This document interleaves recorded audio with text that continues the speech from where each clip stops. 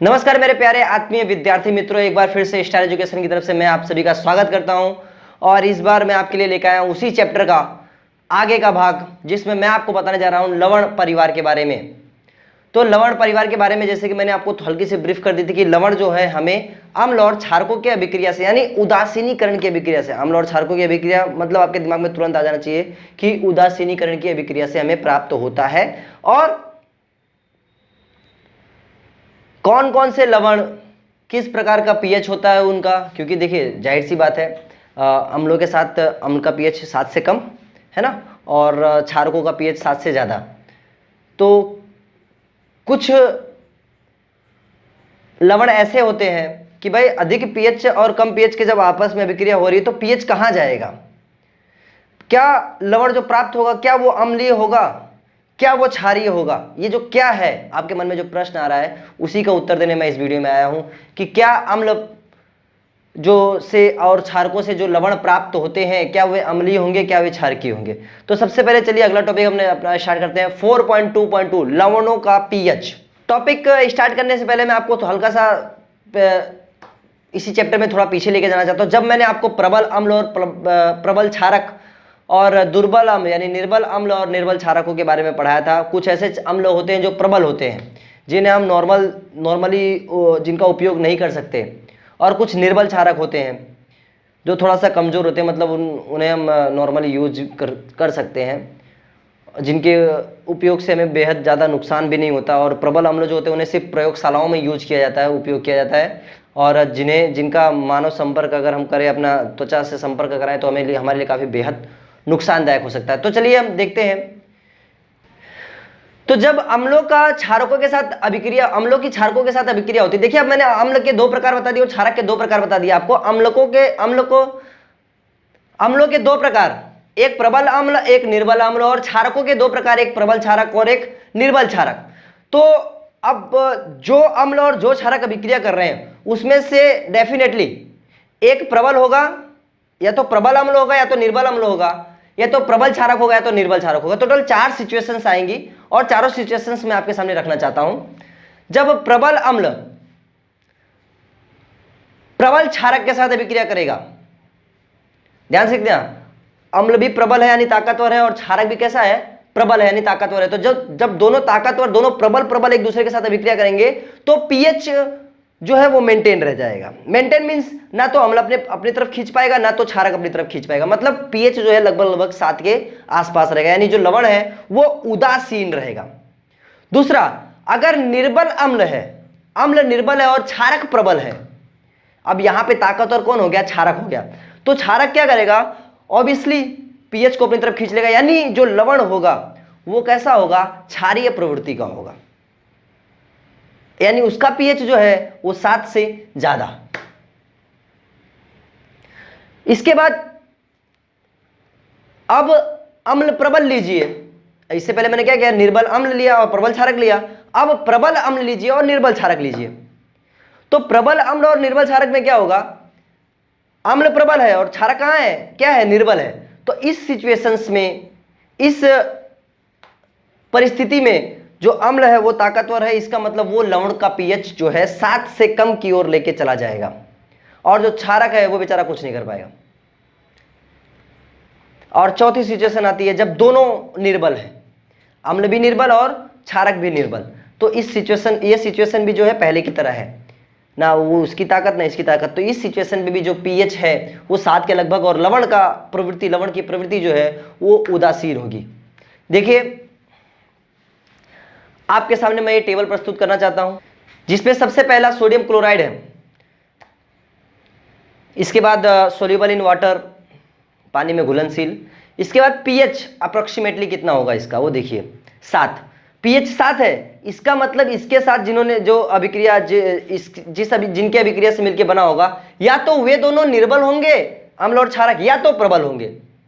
तो यहां पे आपको साइड में लिखा गया है HCl और NaOH, ये दोनों प्रबल अम्ल और क्षारक है, यानी प्रबल अम्ल और प्रबल क्षारक मिले तो यहाँ पे NaOH बना, जो प्रवृत्ति में उदासीन, जिसका पीएच 7 है।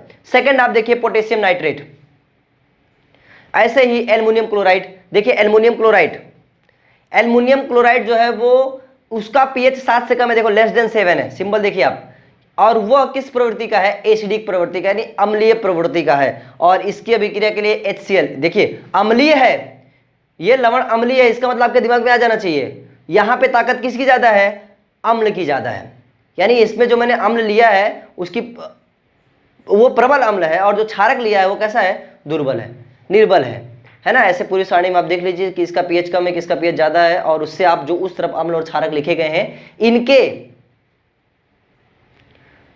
प्रबलता और निर्बलता का जो है पता लगा सकते हैं।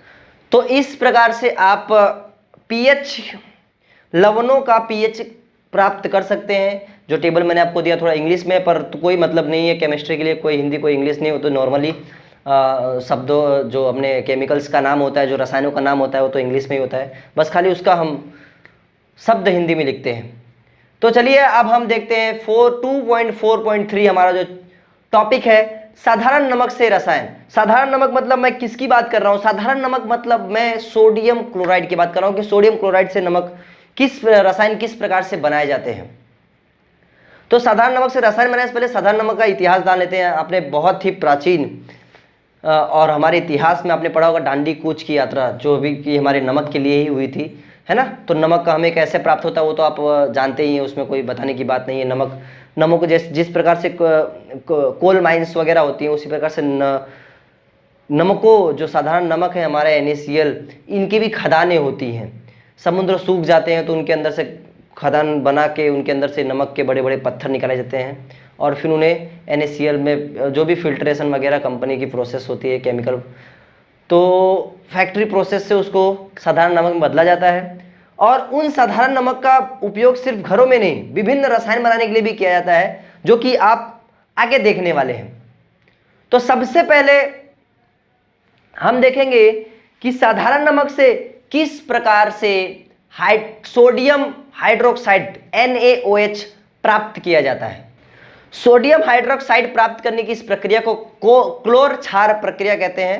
सबसे पहले इसका थोड़ी सी ब्रीफिंग बता देता हूं आपको। इसको सबसे पहले आपको दिमाग में रखना, क्लोर क्षार अभिक्रिया क्यों कहते हैं इसको, क्लोर क्षार प्रक्रिया क्यों कहते हैं इसको, क्योंकि इस प्रक्रिया के अंत में क्लोरीन गैस और क्षारक यानी सोडियम हाइड्रोक्साइड उत्पन्न होता है, इसलिए इसे क्लोर क्षार अभिक्रिया कहा जाता है ना। क्लोरीन और क्षार उत्पन्न होता है, इसलिए इसे क्षारक उत्पन्न, इसलिए इसे क्लोर क्षार अभिक्रिया कहते हैं। तो सबसे पहले आपको एग्जाम के पॉइंट ऑफ व्यू से अगर इस टॉपिक को लिखना है, इस जो भी सोडियम हाइड्रोक्साइड के बारे में अगर पूछा जाए, सोडियम हाइड्रोक्साइड पे टिप्पणी लिखिए या सोडियम हाइड्रोक्साइड की बनावट वगैरह वगैरह जो भी है लिखिए, तो आपको किस प्रकार से लिखना है सबसे पहले वो जान लीजिए आप। यही नहीं, आगे जितनी भी चीज़ें बताऊंगा वो सारी चीज़ें आपको लिखनी है। तो सबसे पहले आपको इनके बारे में,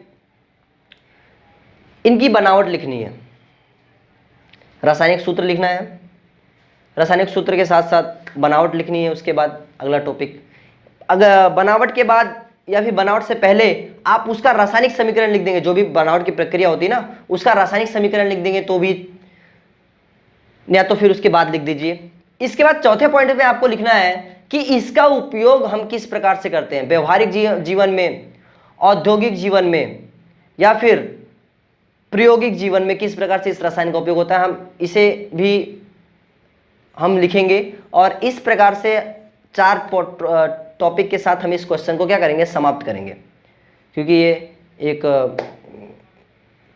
हाई डिमांडेड क्वेश्चन है और अक्सरतर एग्जाम्स वगैरह में पूछा जाता है। टेंशन मत लीजिए, मैं नहीं बताऊंगा आपको, ये आपको अपने खुद से, अपने सेल्फ से करना है, खुद से करना है कि इनकी बनावट, इनकी रासायनिक अभिक्रिया और इनका उपयोग, रासायनिक समीकरण, हो सके तो ड्राइंग भी बना देना, है ना। तो चलिए अब हम शुरू करते हैं सोडियम हाइड्रोक्साइड, और मैं सब कुछ बताऊंगा और मेरे बताए अनुसार गाइडलाइन से, मेरे गाइडलाइन से आप इसकी बनावट वगैरह जो भी है चीज़ें लिख लीजिएगा, बराबर। तो चलिए शुरू करते हैं सोडियम हाइड्रोक्साइड की बनावट। जैसे कि आप इस ड्राइंग में देख पा रहे हो, आपकी बुक में जो ड्राइंग है ना, तो इस डायग्राम में आप देख पा रहे हो कि किस प्रकार से जो NaCl सोडियम क्लोराइड का जलीय विलयन लिया गया है, और एक कैथोड और एक साइड एनोड इस प्रकार से जोड़ा गया है, और फिर इनमें विद्युत धारा प्रवाहित की जाती है। तो मैं इस चीज़ को आपको एक एनिमेशन के थ्रू समझाना चाहता हूँ देखिए आप इस एनिमेशन में देख पा रहे हैं कि किस प्रकार से मेम्ब्रेन, बीच की मेम्ब्रेन द्वारा सोडियम उस तरफ पास आउट होकर और हाइड्रोक्साइड के साथ मिलकर सोडियम हाइड्रोक्साइड बन के निकल जा रहा है ना। देखिए किस प्रकार से सोडियम आया, वो मेम्ब्रेन द्वारा पास आउट होकर और वहां पर OH द्वारा OH के साथ मिलकर सोडियम हाइड्रोक्साइड बनाकर बाहर निकल जा रहा है। अब आपके मन में एक प्रश्न आ रहा होगा कि वो OH आ कहां से रहा है, और सर इसका Cl, सोडियम आपने बोला सोडियम जा रहा है, तो इसका Cl जा कहां रहा है, इस तरफ का Cl जा कहां रहा है? तो आप ध्यान से उसके नीचे देखिए प्रक्रिया लिखी हुई है। Cl जो है, दिख रहा है कि नहीं दिख रहा है, 2Cl माइनस Cl2 अणु बन के अलग हो जा रहा है। और हमारे कैथोड पर वो हाइड्रोक्साइड कहां से आ रहा है? कैथोड पर वो हाइड्रोक्साइड कहां से आ रहा है? कैथोड पर वो हाइड्रोक्साइड जल के अणुओं के विखंडन के कारण आ रहा है। तो जल के अणु टूट रहे हैं तो हाइड्रोक्साइड बना रहे हैं, और इस प्रकार से सोडियम और हाइड्रोक्साइड मिलकर सोडियम हाइड्रोक्साइड बनाते हैं। और इसमें से क्लोरीन और हाइड्रोजन गैसें भी अलग होती हैं, जिनका भी अलग अलग प्रकार से उपयोग होता है। और इससे जो क्लोरीन निकल रही है, इसका तो बहुत ही जरूरी है, आगे की अभिक्रियाएं, आगे के रसायनों को बनाने में भी इसका उपयोग होता है ना। तो इस प्रकार से सोडियम हाइड्रोक्साइड प्राप्त किया जाता है क्लोर क्षार की प्रक्रिया द्वारा। और इसका समीकरण भी आप अपने बुक में देख सकते हैं, लिखा हुआ है 2NaCl प्लस 2H2O, मतलब सोडियम क्लोराइड का जलीय विलयन, sodium 2NaCl plus 2H2O, sodium chloride का जलीय विलयन, और इसी से प्राप्त होता है 2NaOH, यानी हमारा sodium hydroxide plus Cl2 chlorine gas और हाइड्रोजन गैस। क्लोरीन गैस का उपयोग अभी हम आगे डिस्कस करेंगे कि इससे जो क्लोरीन गैस प्राप्त होती है उसका उपयोग कहाँ होता है, जबकि हाइड्रोजन गैस का उपयोग आपके बुक में लिखा हुआ है कि ईंधन, मार्गरीन, खाद आदि के लिए इसका उपयोग किया जाता है। और सोडियम हाइड्रोक्साइड का उपयोग भी आप देख लेना, आपके बुक्स में लिखा गया है। कुछ खास है नहीं डिस्कस करने के लिए। चलिए आगे बढ़ते हैं। आगे है ब्लीचिंग पाउडर, विरंजक चूर्ण। विरंजक चूर्ण की जो प्रक्रिया है वो काफी इंटरेस्टिंग है। जो इससे पहले सोडियम हाइड्रोक्साइड की प्रक्रिया में, सोडियम हाइड्रोक्साइड की उत्पादन की प्रक्रिया में क्लोरीन गैस प्राप्त हुई, उस क्लोरीन गैस का उपयोग विरंजक चूर्ण बनाने में किया जाता है। किस प्रकार सर? तो चलिए डिस्कस करते हैं कि किस प्रकार विरंजक चूर्ण बनाने में उस क्लोरीन गैस का उपयोग होता है। सबसे पहले आप ये जान लो, क्लोरीन गैस के अलावा दूसरी कौन सी चीजें उपयोग होती है? दूसरी चीज उपयोग होती है slag lime, calcium hydroxide, CaOH का होल टॉइस, कैल्शियम हाइड्रोक्साइड और क्लोरीन गैस इसके उत्पादन में उपयोग की जाती है। देखते हैं एनिमेशन द्वारा किस प्रकार से इसे बनाया जाता है। फैक्ट्री में देखिए इस प्रकार से उस सोडियम हाइड्रोक्साइड को ड्राई स्लैग लाइम कहा जाता है, इसको उसका बारीक चूर्ण करके इस प्रकार गिराया जाता है और उस चूर्ण को नीचे पहुंचाया जाता है। और नीचे देखिए क्लोरीन गैस, नीचे पाइप द्वारा क्लोरीन गैस उसमें प्रवेश कराई जाती है ना। और ये क्लोरीन गैस जो है इस प्रकार ऊपर की ओर जाती है और वो कैल्शियम हाइड्रोक्साइड जो है हमारा, देखिए इस प्रकार नीचे की ओर आता है ना। और दोनों जब आपस में मिलते हैं तो उनके बीच में प्रक्रिया होती है, और इस प्रक्रिया द्वारा हमारा ब्लीचिंग पाउडर बनता है। और इतना ही नहीं, ध्यान से देखिए आपको समझ में आ जाएगा एग्जैक्ट में होता क्या है, मुझे बताने की जरूरत ही नहीं है ना। वो स्लैग लाइम जो है किस प्रकार से वो टूटा, ध्यान से देखिए, वो क्लोरीन गैस, स्लैग लाइम हमारा, वो क्लोरीन गैस, और इस प्रकार से उनके बीच में विक्रिया हुई तो ये जो है CaOCl2 हमारा ब्लीचिंग पाउडर बन गया, जो कि नीचे की ओर चला जा रहा है। ध्यान से देखिए वो नीचे की ओर चला जा रहा है, जबकि अन्य अवशिष्ट पदार्थ यानी जो एक्स्ट्रा पानी हमारा और जो क्लोरीन गैस बच गई, वो हॉट एयर द्वारा, देखो गर्म हवा द्वारा इन्हें कहां ऊपर की ओर निकाल दिया जाता है। ये जो एक्सटर्नल क्लोरीन, जो जिन क्लोरीन का उपयोग नहीं हुआ वो क्लोरीन, और उसके द्वारा जो H2O बना उसे हॉट एयर द्वारा ऊपर की ओर निकाल दिया जाता है ना। और इस प्रकार से हमारा ब्लीचिंग पाउडर हमें प्राप्त हो जाता है। ब्लीचिंग पाउडर का उपयोग कुछ खास नहीं है, नॉर्मली आप देख सकते हैं। सेकंड पॉइंट मुझे अच्छा लगा बताने के लिए कि कई रसायन उद्योगों में एक उपचय के रूप में उपचयक मतलब होता है ऑक्सीजन देने वाला, है ना। और उपयोग ब्लीचिंग में विरंजक चूर्ण का उपयोग आप लोग देख लीजिएगा, कुछ खास नहीं बताने के लिए, उसमें याद करने जैसी चीज है। अब हम देखते हैं बेकिंग सोडा, जिसका रासायनिक नाम सोडियम हाइड्रोजन कार्बोनेट यानी सोडियम बाइकार्बोनेट है, जिसका रासायनिक सूत्र NaHCO3 है ना। तो ये कैसे प्राप्त होता है और इसका उपयोग, इसके उपयोग के बारे में हम डिस्कस करेंगे, क्योंकि इसका उपयोग काफी बड़े पैमाने पे किया जाता है। हमारे एटलीस्ट हमारे घरों में, हमारे रसोई घरों में भी इसका उपयोग किया जाता है। और जो पकवान बनते हैं उन पकवानों को स्वादिष्ट और स्पंजी बनाने के लिए रसोई घर में होते हुए देखते हैं। तो एग्जैक्ट में ये ब्लीचिंग पाउडर, ये हमारा बेकिंग पाउडर, बेकिंग सोडा जो है वो बनता कैसे है, हम उसको देखते हैं। देखिए ये विक्रिया काफ़ी बड़ी है। सोडियम क्लोराइड के साथ साथ पानी, कार्बन डाइऑक्साइड और अमोनिया है ना, NH3 का उपयोग हुआ, और इससे प्राप्त क्या हुआ हमें NH4Cl अमोनियम क्लोराइड, और साथ में हमारा बेकिंग सोडा, है कि नहीं। और अगर हम इसके उपयोग की बात करें तो हमारे घरों में जो बेकिंग पाउडर बनता है, इसके बेकिंग पाउडर जो उपयोग किया जाता है ये इसी से प्राप्त होता है। इसका उपयोग एंटासिड के रूप में भी किया जाता है। इतना ही नहीं, सोडा एसिड फायर, उस अग्नि को रोकने के लिए अग्निशामक के रूप में भी इसका उपयोग किया जाता है। तो इस प्रकार हमने देखा कि सोडियम हाइड्रोजन कार्बोनेट किस प्रकार प्राप्त होता है और इसका उपयोग क्या है। तो इसकी अभिक्रिया थोड़ी बड़ी है और ज़्यादा कठिन भी नहीं है, जो आपको याद ना हो, सिंपल ही है, बड़ी है तो क्या हुआ। अब हम देखते हैं आगे धोने का सोडा। धोने का सोडा का जो सूत्र होता है Na2CO3.10H2O। सर ये 10H2O क्या है? 10H2O जो है ये पानी तो है, परंतु ये ऐसा पानी है, इस धोने के सोडे में, उसके कणों में छुपा हुआ एक ऐसा पानी है जो हमें दिखता नहीं है परंतु है। तो ऐसी अवस्था को क्रिस्टल अवस्था कहते हैं, और इस प्रक्रिया को क्रिस्टलीकरण कहते हैं। देखिए होता क्या है, जब हमने बेकिंग सोडा को गर्म किया तो हमें गर्म करने से सोडियम कार्बोनेट प्राप्त हुआ Na2CO3। उस Na2CO3 का अगर हम क्रिस्टलीकरण करते हैं तो क्रिस्टलीकरण करने से उसके साथ वो जो पानी के अणु हैं वो जुड़ जाते हैं और Na2CO3.10H2O बना लेते हैं, और यही है हमारा धोने का सोडा। काफी सिंपल क्रिस्टलीकरण हुआ, जिसके वजह से सोडियम कार्बोनेट जो है वो धोने के सोडे में परिवर्तित हो गया, जिसका उपयोग हम कांच, साबुन, कागज के उद्योगों में करते हैं, जल की स्थायी कठोरता हटाने के लिए, और ऐसे बहुत से कामों में हम इसका उपयोग करते हैं। और मैं फिर से बताना चाहता हूं, जो 10H2O है वो सिग्निफाई करता है, वो बताता है हमें, वो दर्शाता है हमें कि जो Na2CO3 है वो क्रिस्टल स्वरूप में है, ना कि पानी के साथ प्राप्त हुआ। आपके मन में ऐसा विचार नहीं आना चाहिए कि वो जो है पानी के साथ प्राप्त हुआ है, जलीय विलयन वगैरह ऐसा कुछ भी, वो क्रिस्टल स्वरूप में है, वो हमें क्रिस्टल के स्वरूप में प्राप्त हुआ है। और आखिरी बचता है हमारा टॉपिक प्लास्टर ऑफ पेरिस।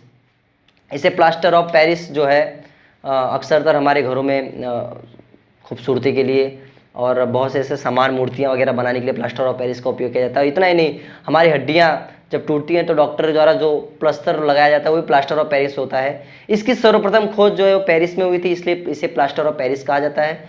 इसका जो निर्माण है वो भी कुछ इसी प्रकार से क्रिस्टलीकरण पर निर्भर है। देखिए जिप्सम यानी CaSO4.2H2O है ना, उसमें पानी के 2 अणु हैं, परंतु जब हम जिप्सम को 373 केल्विन टेम्परेचर पर हीट करते हैं तो उसके 1.5 यानी हम अपनी भाषा में कहें तो 1.5 पानी के अणु जो हैं वो त्याग दिए जाते हैं, और बचता है क्या, आधा, जिसे हम अर्ध हाइड्रेट या फिर हेमी हाइड्रेट कहते हैं, यानी कैल्शियम सल्फेट अर्ध हाइड्रेट, और इसी को कहा जाता है plaster of Paris. Calcium sulphate hemihydrate यानी CaSO4.12H2O, ये हमें प्राप्त होता है जिप्सम से।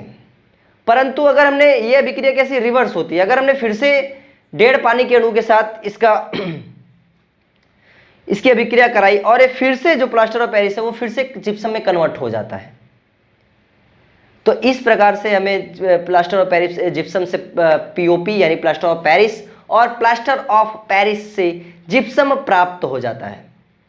मुझे उम्मीद है आपको ये वीडियो काफ़ी पसंद आया होगा और आपसे गुजारिश है, रिक्वेस्ट है कि जितना ज़्यादा पॉसिबल हो सके आप इस वीडियो को शेयर कीजिए और लाइक कीजिए और प्लीज़ अपना वैल्यूएबल फीडबैक जो है वो हमें दीजिए, जिससे कोई कमी अगर हमारे अंदर है तो हम उसको इम्प्रूव करें।